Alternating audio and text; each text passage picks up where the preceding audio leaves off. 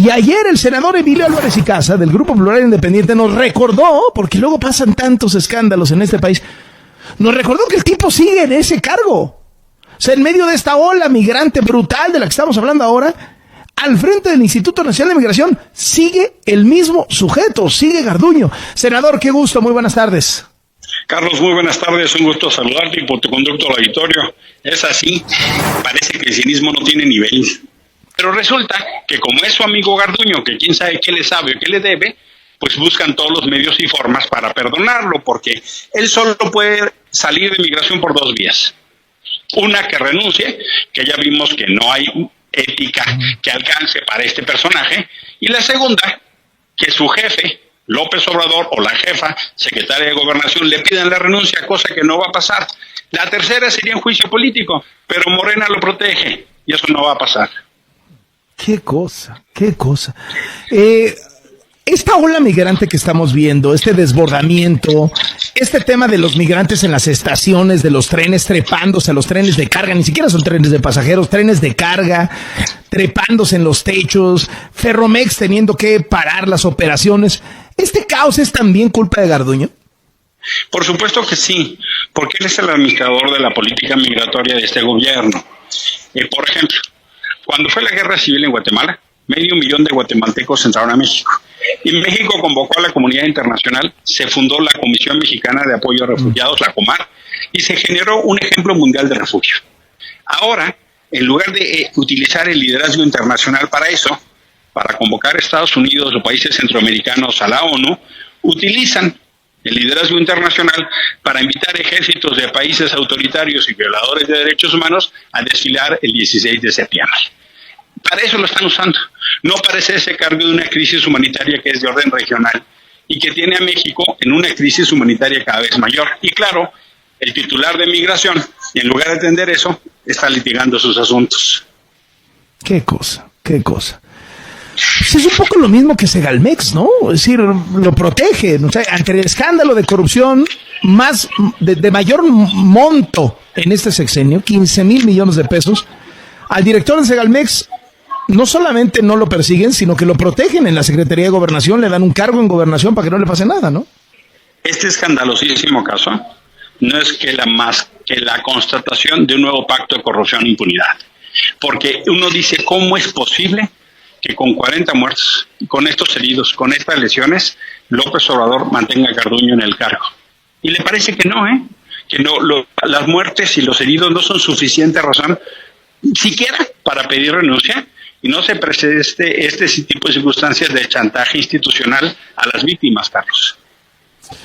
Emilio Álvarez y Casa, senador del Grupo Plural Independiente, gracias por esos minutos para W Radio y muy buenas tardes.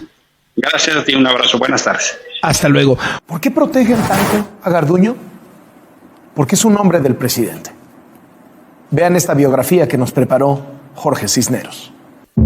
El presidente Andrés Manuel López Obrador ha insistido una y otra vez que para él es más importante la lealtad de sus colaboradores que su experiencia o eficacia.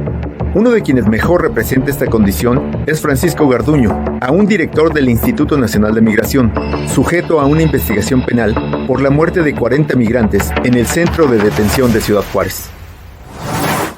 La relación entre López Obrador y Garduño se remonta al menos a 2 décadas atrás y está firmada por la lealtad de Garduño hacia el presidente y la indulgencia de AMLO ante los errores de Garduño, pero también por las polémicas, sospechas y acusaciones que rodean el paso de Garduño por diferentes cargos públicos.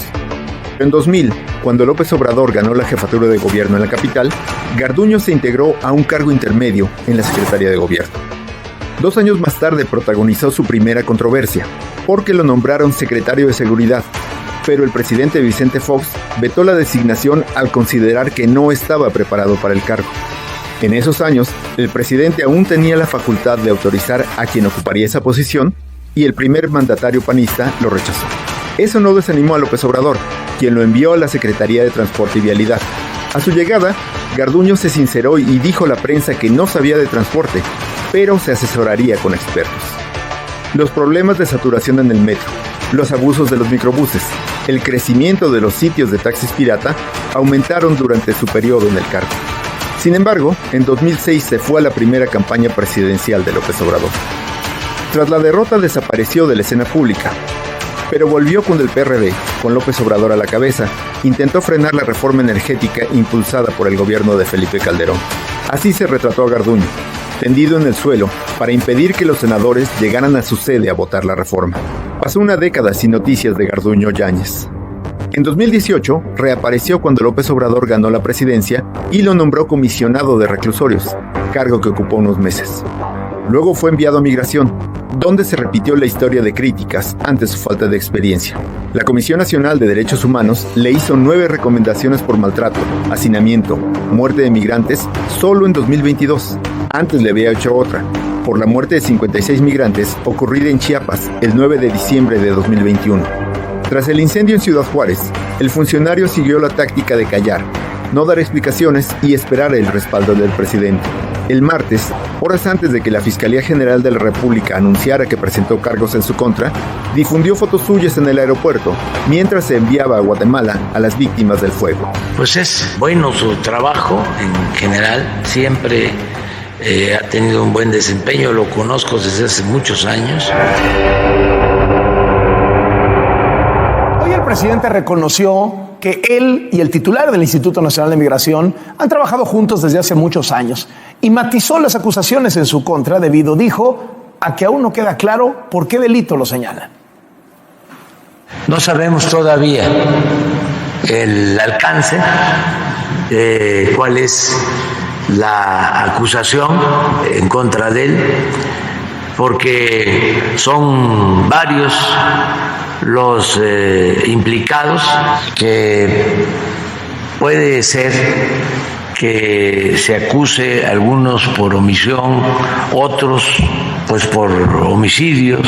Todavía falta que la Fiscalía informe más sobre la investigación.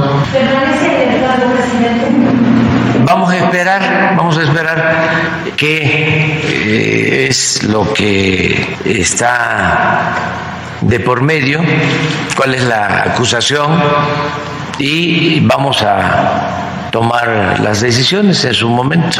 Pues es bueno su trabajo en general, siempre ha tenido un buen desempeño, lo conozco desde hace muchos años, ha trabajado conmigo. ¿Garduño ha hablado con usted después de esta tragedia? ¿Le ha puesto su renuncia sobre la mesa? No, estábamos esperando el resultado de investigación que iban a dar a conocer ya la conclusión, pero soy tan respetuoso de la autonomía, aunque no se crea, soy tan respetuoso que no me atreví a preguntarle nada, ni él me dijo, nada más. La conclusión de la investigación ya está. Ahora el gobierno dice que esperará ya no la investigación, sino el Poder Judicial. A Garduño no solo lo investigan por el incendio de Ciudad Juárez, la Fiscalía menciona que ya había antecedentes claros en su contra y que sirvieron como base para iniciar la indagatoria. El primero sucedió en Tenosique, Tabasco, en 2020, cuando migrantes también iniciaron el fuego en una instalación oficial. Murió una persona y 14 resultaron lesionadas. En ese entonces la queja era por las condiciones de hacinamiento. Por ese caso, hasta la Comisión Nacional de los Derechos Humanos emitió una recomendación para garantizar la seguridad y los derechos de los migrantes. Garduño la ignoró. En los últimos años, la Auditoría Superior de la Federación también señaló faltas y omisiones del Instituto Nacional de Migración y que todo conducía a un patrón de irresponsabilidad que terminaba afectando a los migrantes. Es decir, la Fiscalía General de la República, la Auditoría Superior de la Federación y hasta la Comisión Nacional de Derechos Humanos, que no se caracteriza por criticar el actor de este gobierno, ya habían señalado que el desempeño de Garduño en migración no era bueno.